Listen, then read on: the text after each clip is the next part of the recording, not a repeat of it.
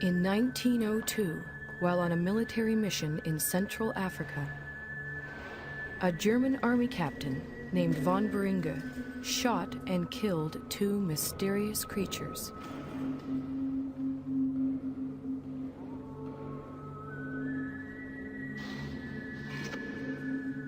He then sent the skull and bones of one of them back home to Germany.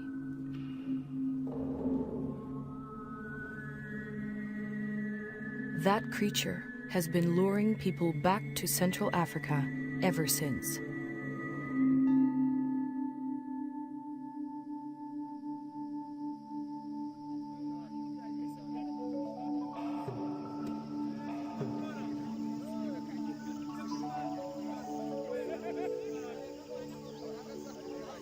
In 1921, American naturalist Carl Akeley made his way to the gorilla's ancestral home.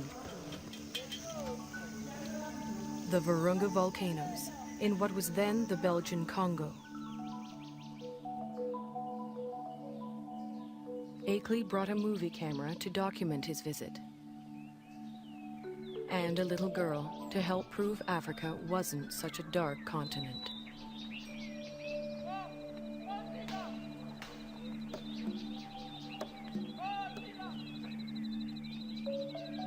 But there was much more to Akeley's expedition.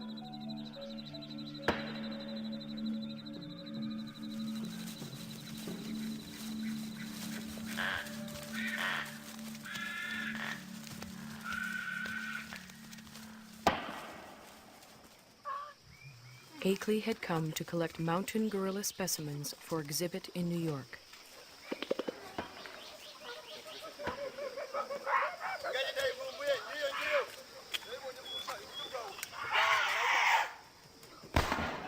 But each time the men stared into the eyes of a dead mountain gorilla, they saw a man-like creature staring back at them.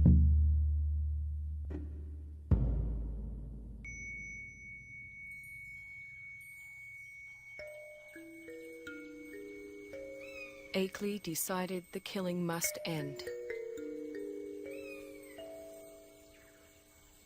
He urged Belgium's King Albert to make a permanent sanctuary of the gorilla's home.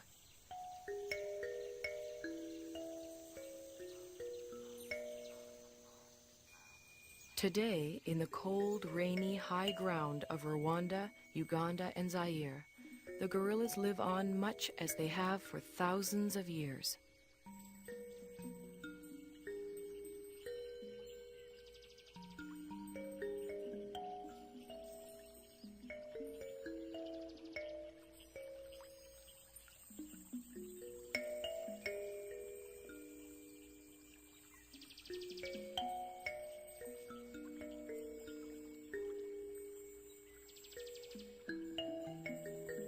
Only now their mountain home is tiny and isolated, pressed in on all sides by people and farmland.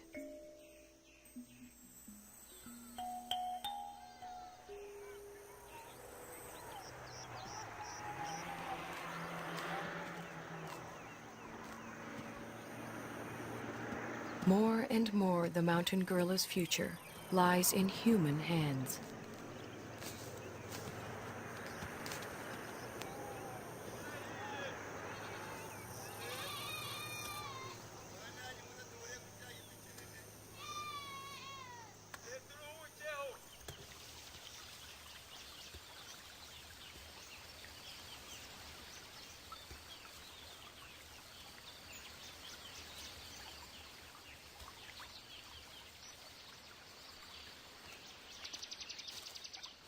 American field biologist George Schaller was the first person to study mountain gorilla behavior.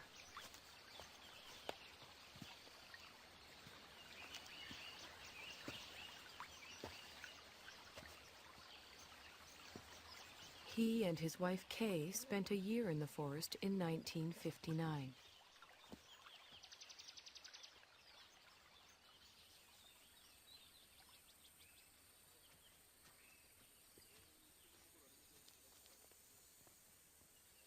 A number of other scientists have followed. Among them, current director of the Karasoke Research Center, Diane Doran. Hi. Hi, you made it. Good to see you. Hi. Hi, nice to see you. You made it just in time. The patrol's going out, and I was going out to see gorillas with Barbaguiza. Would you like to come along? Wonderful. Great. Okay. Tuginde. Tendaguiza.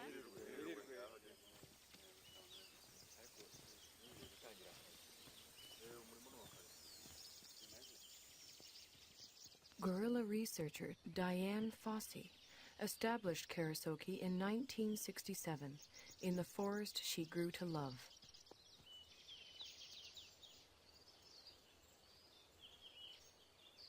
For Schaller, too, the forest became an enchanted place.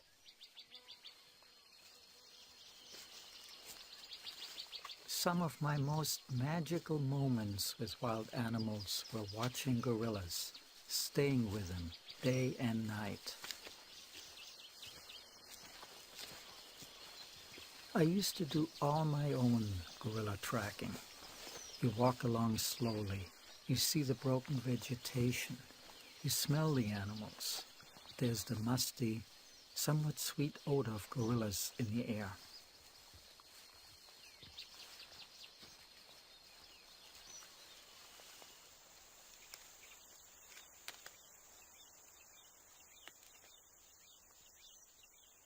When you follow them hour after hour, you adapt to their rhythm of doing things.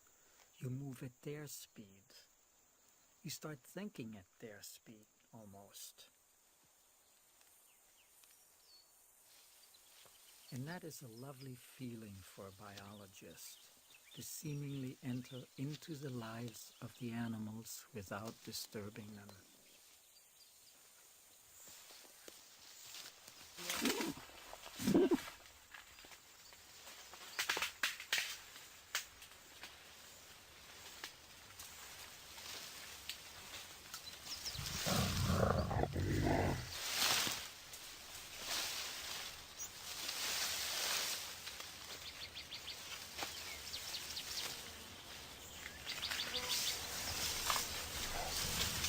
When approaching the animals, scientists try not to be too quiet. Mountain gorillas like to know when people are near.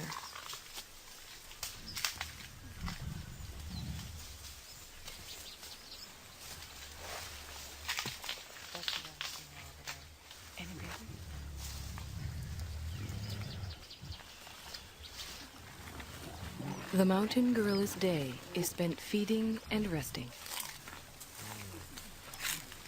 Feeding and resting, and feeding some more.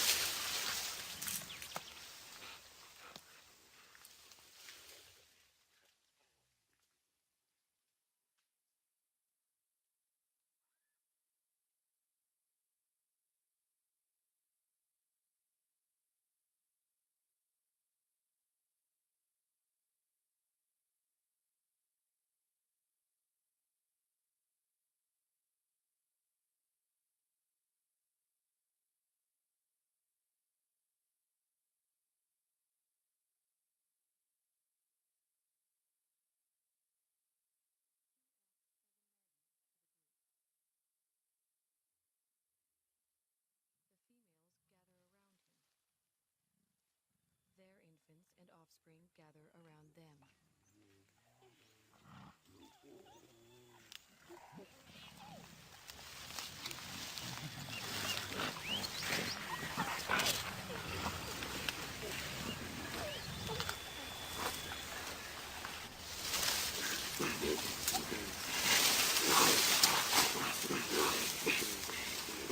Mountain gorillas are social animals.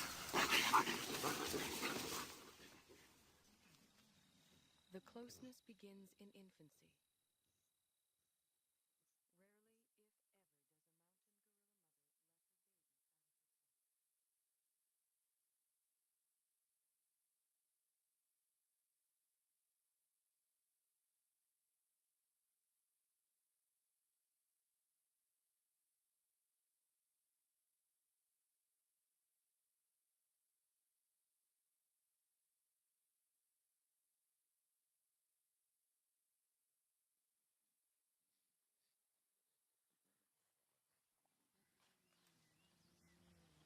Even when they spread out to begin their daily search for food, the gorillas continue to communicate with one another.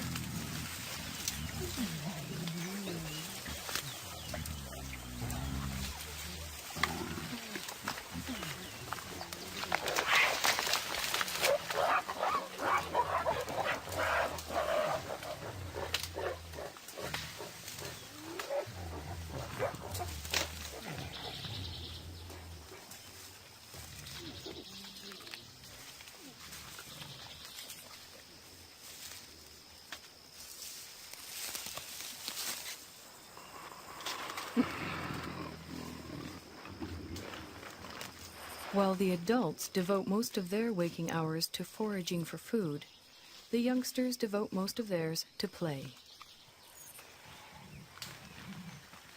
Park guards have named this 3-year-old Nzeli.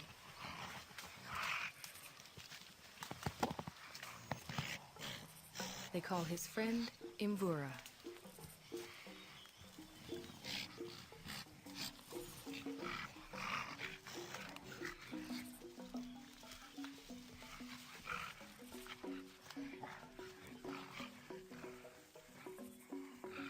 At 8 years, Karira is a bit of a bully.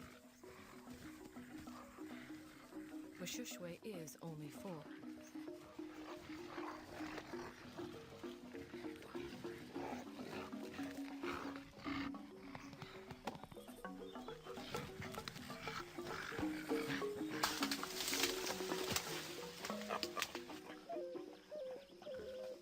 The games they play help the youngsters determine their status in the group.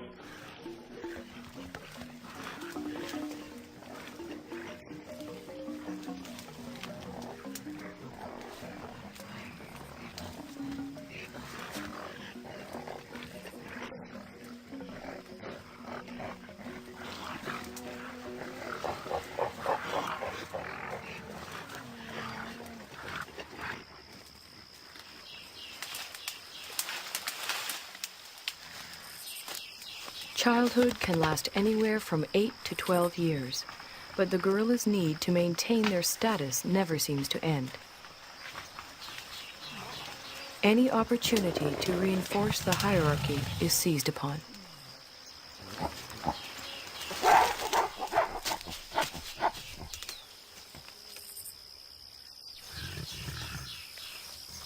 Then comes young adulthood.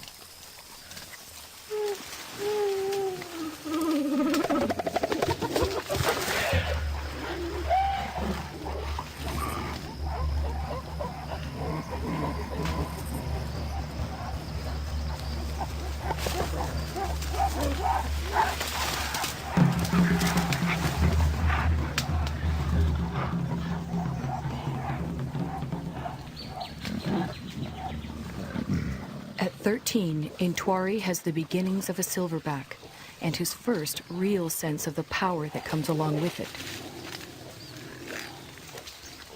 He also has a dedicated young male follower.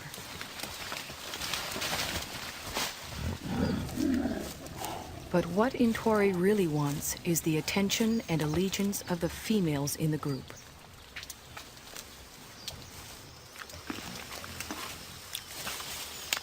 Umugumi doesn't seem too threatened by Intwari's advances towards the females. Well over 400 pounds, the dominant male silverback could easily discipline the younger one, or throw him out of the group altogether. For now, Umugumi seems content to focus on the local vegetation, of which he eats some 50 pounds a day.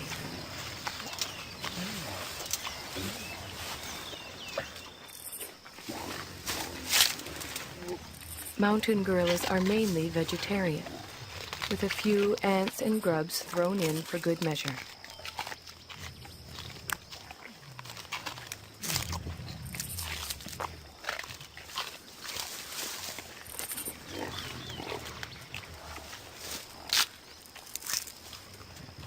Their staple diet includes a bitter, stinging mixture of thistles, nettles, goosegrass, bamboo, and wild celery.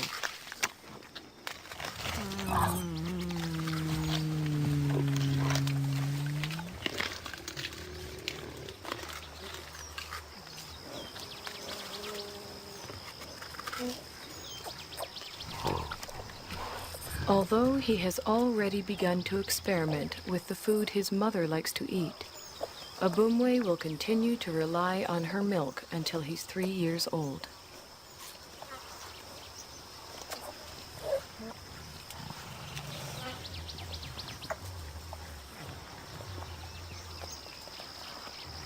By the time he's 4, Abumwe will be strong enough to forage on his own.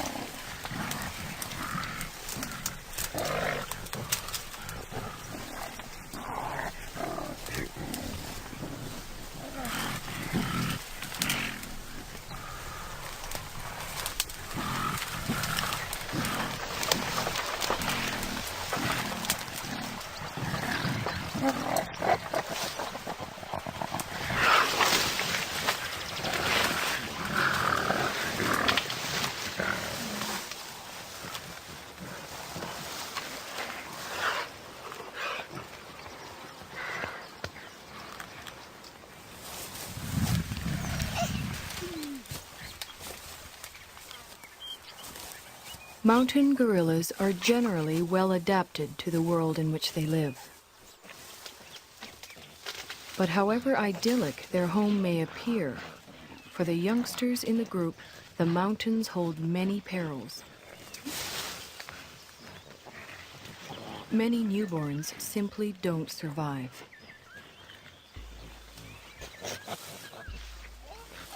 Mbele gave birth 2 days ago.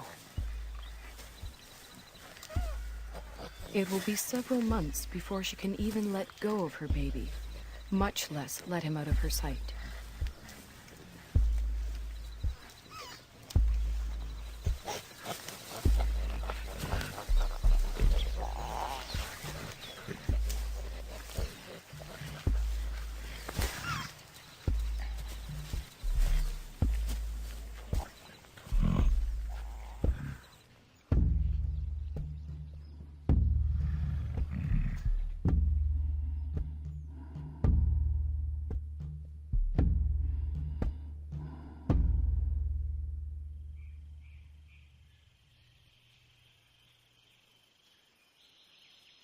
The mountain gorillas are more vulnerable than they know.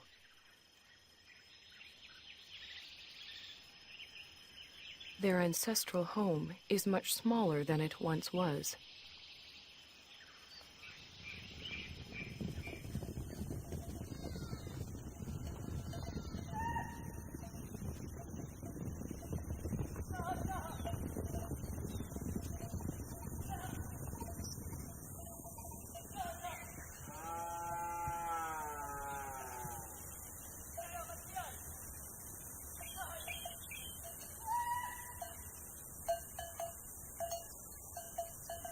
All around them, human activity is increasing.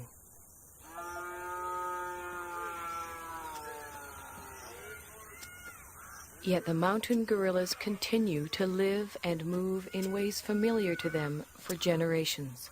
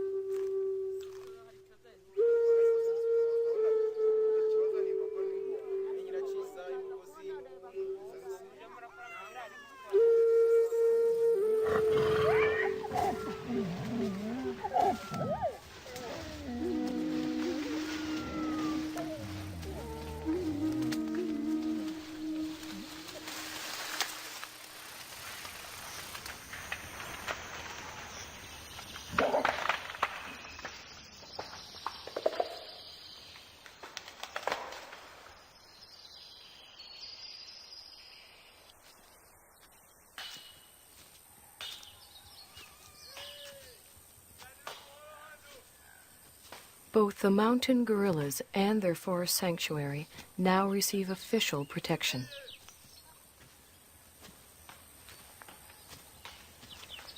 Park guards and anti-poaching patrols go to the forest every day.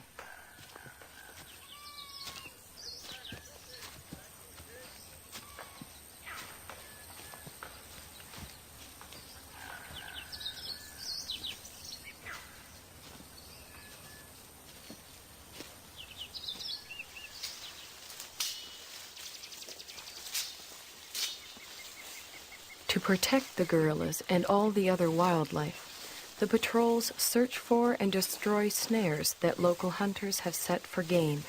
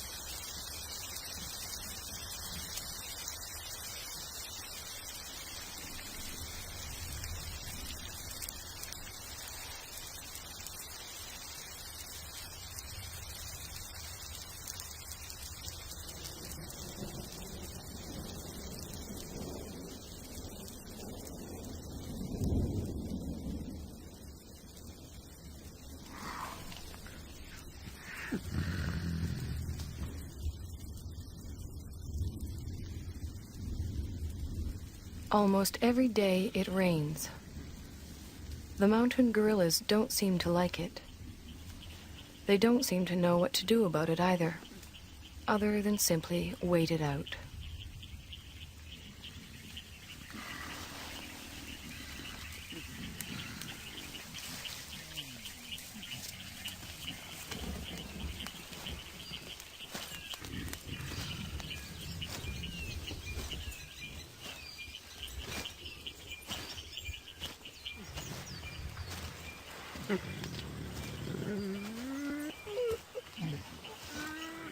At least the rain provides them with a rich supply of food.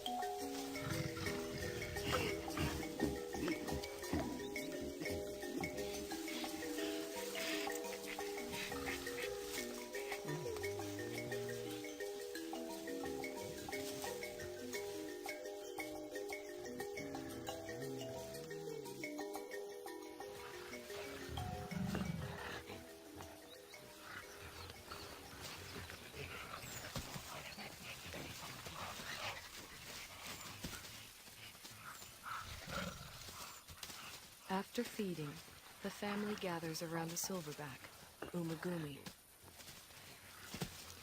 While the adults rest, the youngsters play.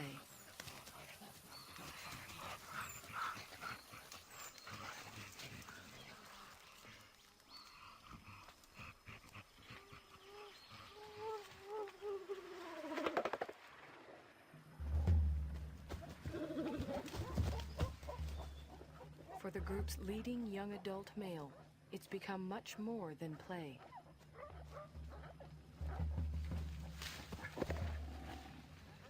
Left unchecked, Intwari's newfound strength could eventually tear the group apart.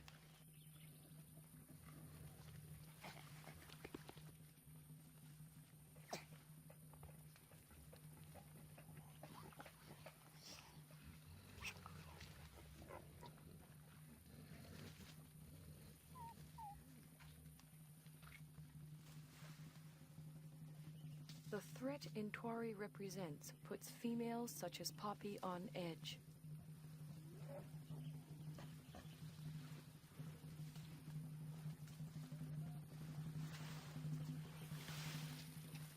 Determined to get some kind of reaction from the others, Intwari bites into an inedible plant and contemplates his next move.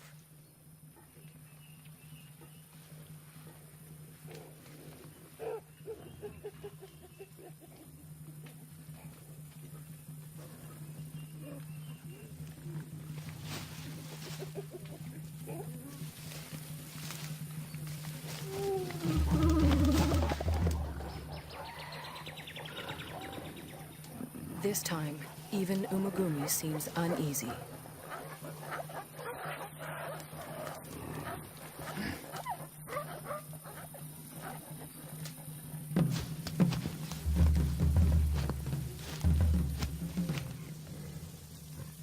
Intwari is presenting himself as their new leader, but the females don't see it that way.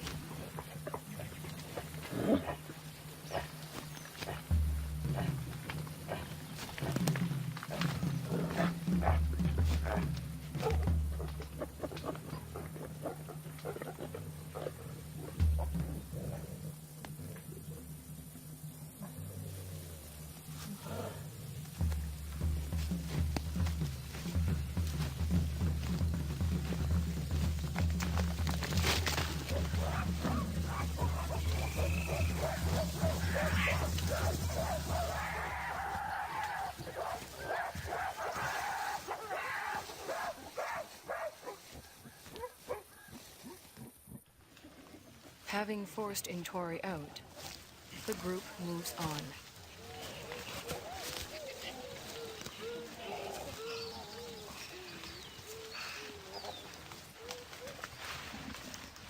Before she joins them, Poppy, still vibrating with excess energy, vents it on the first young male she can find.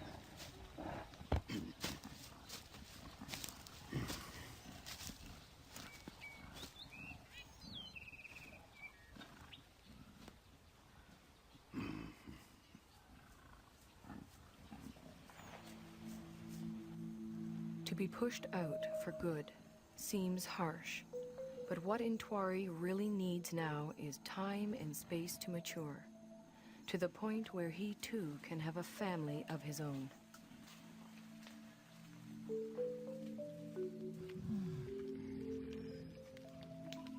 The next few years are critical for Intwari. They are also critical for all the other mountain gorillas.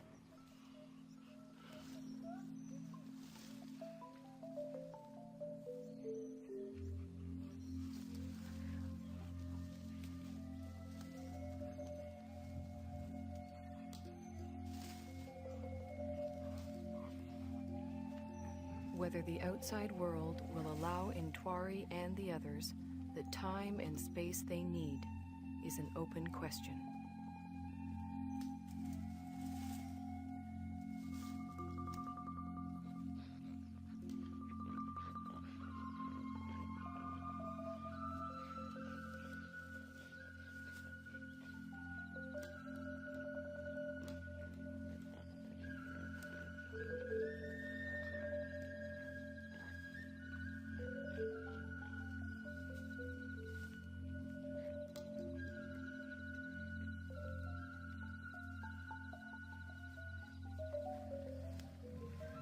One thing is certain. If the mountain gorillas are to survive, we will have to protect them and their forest home forever.